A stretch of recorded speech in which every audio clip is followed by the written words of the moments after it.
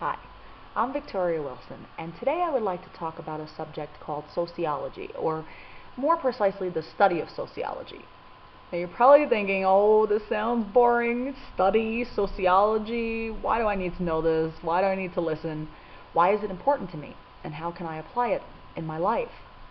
Well, I'm going to go into that a little bit later, but first I would like to talk a little bit about what sociology is, and as I do that, you'll probably start piecing together why it's important to you to know about it. Now, sociology is not to be confused with individual psychology because it's more of a study of a group of people as a whole. So it's a makeup of different psychologies and different personalities, but it's how they interact together and how they have things in common and how they have things that are maybe not in common. Culture. Culture is a big one. Culture has a big role in sociology because it speaks to our everyday lives, what we're accustomed to, our trends, our fashions, TV, our music that we listen to.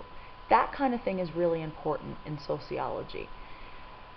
As Americans, typically, our culture is to have a kind of direct, straightforward type of mentality. I want you to shoot straight from the hip. I want to know exactly what's on your mind. I want to know the facts right now. Well, in other cultures sometimes, even eye contact, directness of eye contact, can make that culture feel so uncomfortable that they see it as a sign of disrespect.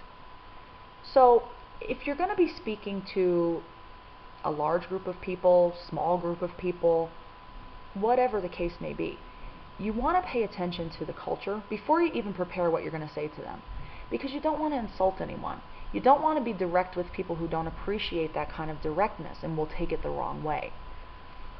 Religion. Religion can be quite controversial. I'm sure we can all agree on that at least, because we're not going to all agree on religion itself. And so you want to be really sensitive to religion when you're dealing with sociology, because not everybody's going to have the same views as you. And so you want to word your phrases in ways that is not going to come across as too pushy or insulting to someone else's counter views to yours.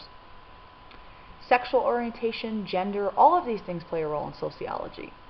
Sexual orientation, obviously heterosexual relationships are between men and women, but we also have homosexual relationships between women and women and men, and some men will tend to be a little bit more feminine than other men, and some females will tend to be a little bit more masculine than other females.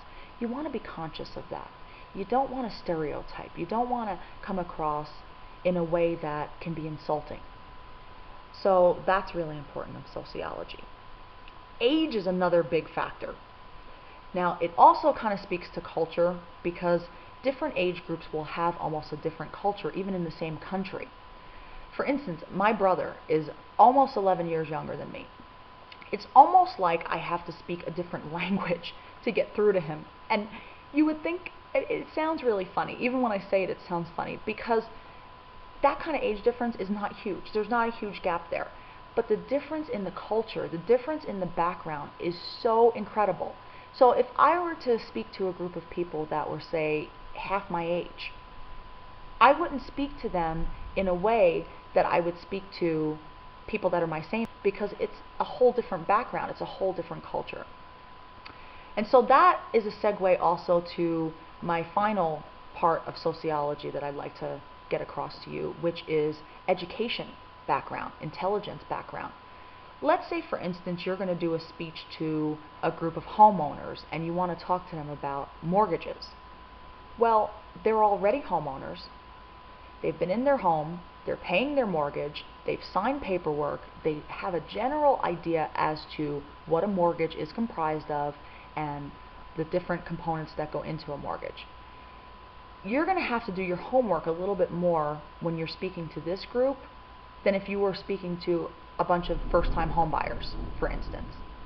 Because you really need to know what you're talking about. They are going to know their stuff. They're going to have a lot of questions, and you don't want to embarrass yourself. So you really want to do your studying, you really want to do your homework on something like that. Same thing goes for if you're talking to a group of people that maybe are not so educated in a certain area, and perhaps maybe are not as intelligent on a certain subject, you don't want to use big, huge words. You want to use layman's terms. You want to use terms that they will understand. And so you've probably kind of figured out why this is important to you. Obviously, as a student of a public speaking class, this is imperative to you.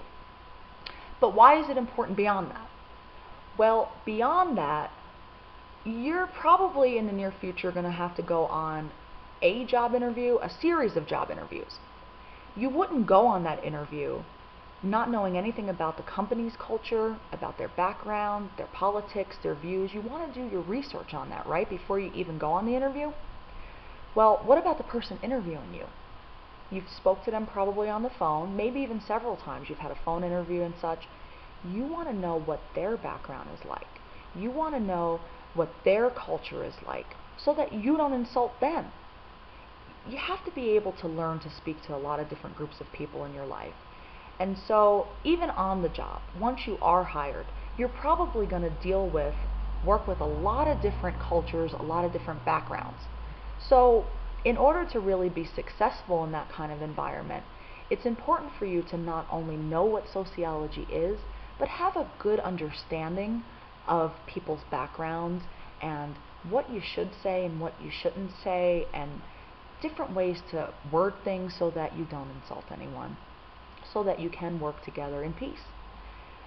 Now, I hope that this was really informative to you, and I hope that you enjoyed it and it wasn't too boring. You can visit the text. Obviously, it has a lot of different material in there on sociology, and I really would encourage you to do so. I really appreciate your time. Thank you so much for listening.